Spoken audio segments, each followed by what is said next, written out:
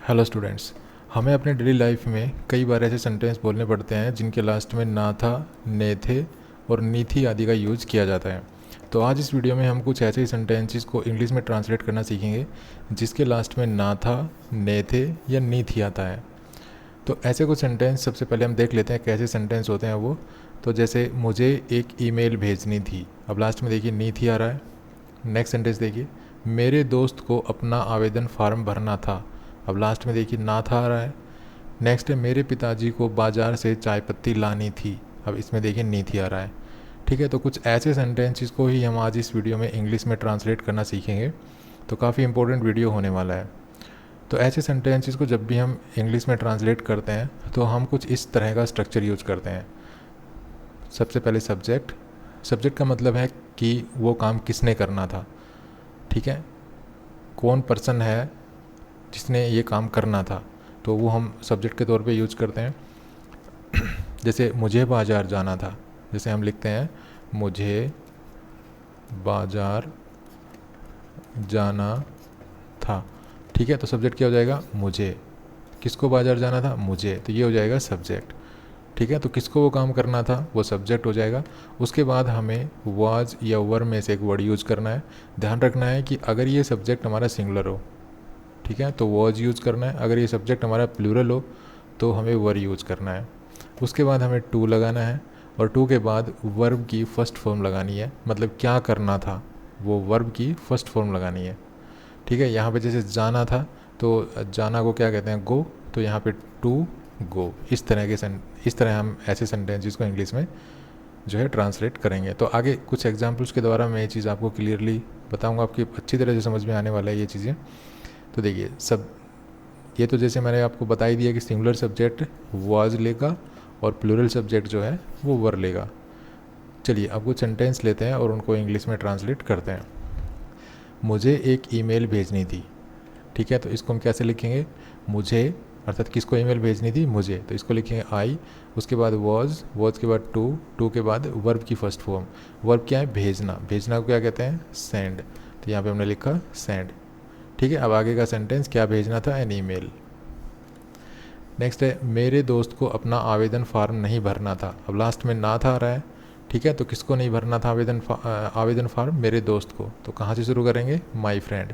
Was लगाएंगे, यहाँ पे देखिए नहीं है तो नोट यूज करेंगे। उसके बाद टू और टू के बाद वर्ब। आवेदन फार्म भरना को कहते हैं फिलअप।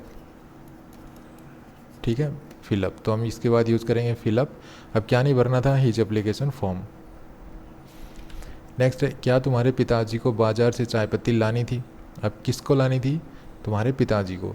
लेकिन क्योंकि इंटरोगेटिव है तो हम किसको कोई काम करना था उससे पहले वर्ब रखेंगे, जो वाज या वर है उसमें से एक वर्ड रखेंगे। तो किसको क्या काम नहीं करना था, तुम्हारे पिताजी को, तो हम लिखेंगे योर फादर। लेकिन उससे पहले जो वहाँ इसके बाद जो वाज लगाते थे अब इससे पहले लगाएंगे क्योंकि इंटरोगेटिव है। उसके बाद सब्जेक्ट के बाद हम टू लगाएंगे। टू के बाद वर्ब की फर्स्ट फॉर्म, तो लाना को बोलते हैं ब्रिंग। ठीक है, लाना को क्या बोलते हैं, ब्रिंग, तो ब्रिंग लगाया हमने। क्या नहीं लाना था, टी, टी लीव्स, चाय पत्ती को बोलते हैं टी लीव्स, और कहाँ से, फ्रॉम द मार्केट, और लास्ट में क्वेश्चन मार्क। ठीक है, तो इस तरह ये तीनों सेंटेंस है। पहला सेंटेंस है अफर्मेटिव, सेकंड है नेगेटिव और तीसरा है इंटरोगेटिव। तो हमें ये ध्यान रखना है कि सबसे पहले हमें शुरुआत करनी है किसको क्या काम करना था या नहीं करना था। तो इसमें जैसे मुझे ईमेल भेजनी थी तो आई से स्टार्ट किया मैंने ये सेंटेंस। उसके बाद मेरे दोस्त को आवेदन फॉर्म नहीं भरना था, तो किसको नहीं भरना था, मेरे दोस्त को, तो यहाँ माई फ्रेंड से शुरू किया।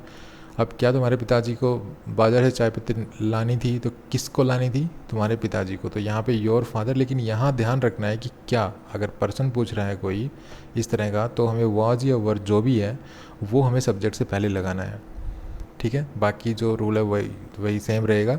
दूसरा, अगर नेगेटिव सेंटेंस है तो हमें ये वाज या वर जो भी लगा रहे हैं उसके बाद में नोट लगाना पड़ेगा आपको।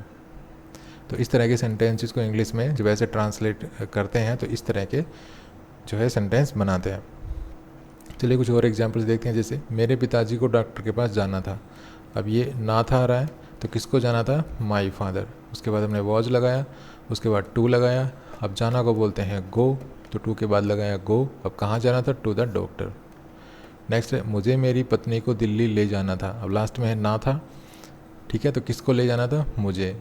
तो सबसे पहले लिखेंगे आई, उसके बाद वाज, उसके बाद टू। अब क्या करना था? ले जाना। तो ले जाना को बोलते हैं टेक। तो यहाँ पे लिखेंगे टेक किसको? My wife. कहाँ? टू दिल्ली। उसके बाद माता जी को खाना बनाना था। किसको खाना बनाना था? माता जी को। तो स्टार्ट कैसे करेंगे? माई मदर, उसके बाद वॉज, उसके बाद टू। खाना बनाना को बोलते हैं कुक। उसके बाद क्या बनाना था? फूड।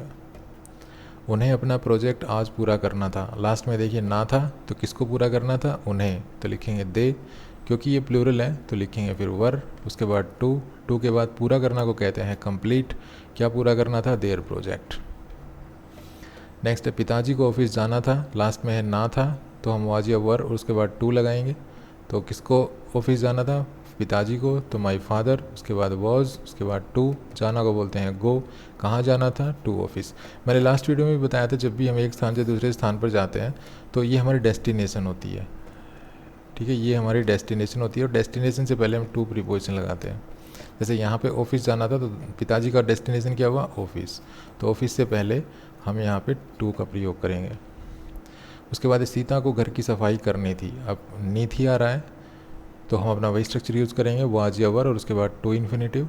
तो किसको घर की सफाई करनी थी? सीता को। तो सबसे पहले लिखेंगे सीता, उसके बाद वॉज, उसके बाद टू, उसके बाद वर्ब। अब वर्ब सफाई करना क्या कहते हैं? क्लीन। क्या साफ़ करना था? The house. मनीष को आज जयपुर नहीं जाना था। अब किसको जयपुर नहीं जाना था? मनीष को। तो स्टार्ट करेंगे मनीष से, उसके बाद वॉज, उसके बाद नहीं है। ठीक है, तो नोट लगाएंगे, उसके बाद टू। टू के बाद वर्ब की फर्स्ट फॉर्म, जाना को बोलते हैं गो। कहाँ जाना था? जयपुर। देखिए फिर यहाँ पे ये डेस्टिनेशन है, उससे पहले टू लगाना है और लास्ट में लिखना है आज। ठीक है, टुडे। नेक्स्ट लिखना है मेरे मित्र। नेक्स्ट सेंटेंस है मेरे मित्र को आज अपना कंप्यूटर ठीक करवाना था। लास्ट में है ना था, तो किसको ठीक करवाना था? मेरे मित्र को। तो हमने लिखा माई फ्रेंड, उसके बाद वॉज, उसके बाद टू।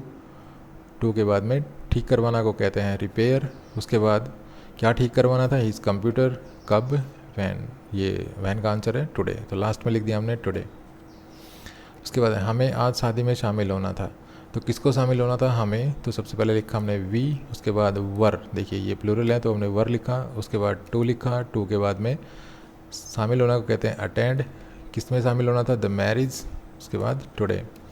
मेरी बहन को कुछ कपड़े खरीदने थे। किसको खरीदने थे? My sister. उसके बाद वॉज, उसके बाद टू। खरीदना को कहते हैं बाई। ये है वर्ब लगा रहे हैं। उसके बाद क्या खरीदना था? सम क्लोथ्स।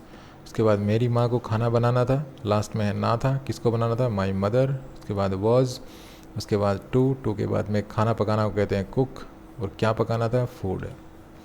मेरे भाई को अपना काम पूरा करना था। लास्ट में है ना था, किसको काम पूरा करना था? मेरे भाई को। तो माई ब्रदर।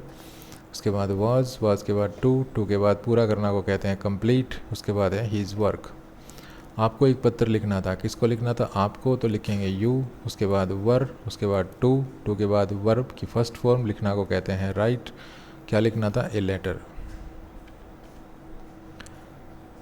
तो ये था वीडियो जिसमें हमने सीखा उन सेंटेंसेस को इंग्लिश में ट्रांसलेट करना जिनके लास्ट में ना था, ने थे, नी थी आता है। ठीक है, आपके मन में अगर कोई क्वेरी है तो आप कमेंट बॉक्स में लिख सकते हैं। Thanks for watching this video. Happy learning. Bye bye.